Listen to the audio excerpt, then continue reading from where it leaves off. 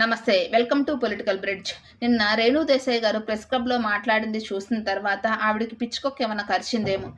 ఈవిడ కుక్కల ప్రాణాలకు ఇచ్చిన ఇంపార్టెన్స్ మనుషుల ప్రాణాలకు ఇవ్వడం లేదు. సుప్రీంకోర్టు ఇచ్చిన తీర్పును కూడా తప్పుపడుతూ మాట్లాడుతుంది. మీలో ఏదో ఎవిలుంది, అందుకనే మిమ్మల్ని కరుస్తున్నాయి, నన్ను కరవడం లేదు అంటుంది. పసిపిల్లల్ని కూడా కుక్కలు పీక్కెళ్ళి లాక్కెళ్ళి తిన్న సందర్భాలు ఎన్నో ఉన్నాయి మన దేశంలో. చిన్న పిల్లల్లో కూడా ఎవిలి కనపడుతుంది ఈవిడికి. నేను ఎన్నో కుక్కల్ని రెస్క్యూ చేస్తున్నాను ప్రతి సంవత్సరము అంటుంది కదా.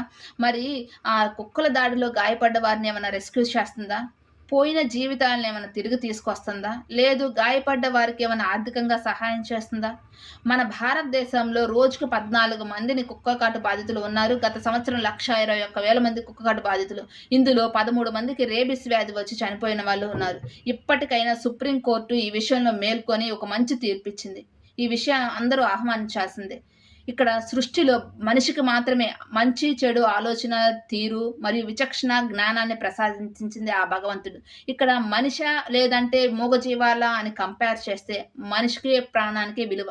మీరేమంటారు? కామెంట్ చేయండి. వీడియో నచ్చితే లైక్ చేయండి, షేర్ చేయండి, సబ్స్క్రైబ్ చేయండి. Thank you.